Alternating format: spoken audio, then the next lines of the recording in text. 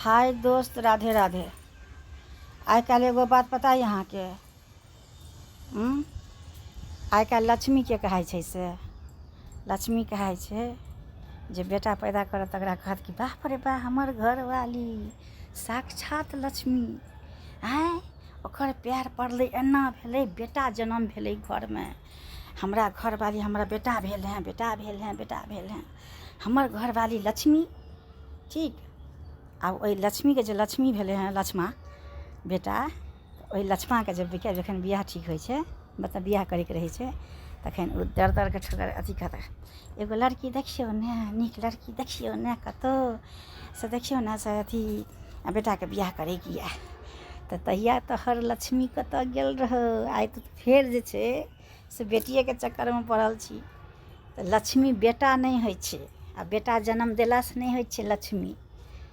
नीक संस्कारसँ होइ छै लक्ष्मी, नीक बोली व्यवहारसँ होइ छै लक्ष्मी। आओर जाहि घरमे बेटी नहि, आ जाहि कोखसँ बेटी नहि जन्मलै, ओ सबसँ कुलक्षणी।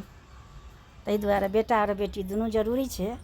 तऽ ककरो हीन दृष्टिसँ देखलहुँ कि ओकरा खाली बेटी छै, तऽ ओकरा हीन दृष्टिसँ अहाँ देख लेलिए, अहाँके बेटा यऽ तऽ अहाँ काबिल बनि गेलिए।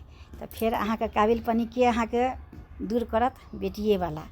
किया तऽ बेटीवला जब तक अहाँके बेटी देत नहि, तब तक अहाँके जे लक्ष्मा जे पैदा केलिए हैं, ओहिना रहि जायत। कहियो राधे राधे।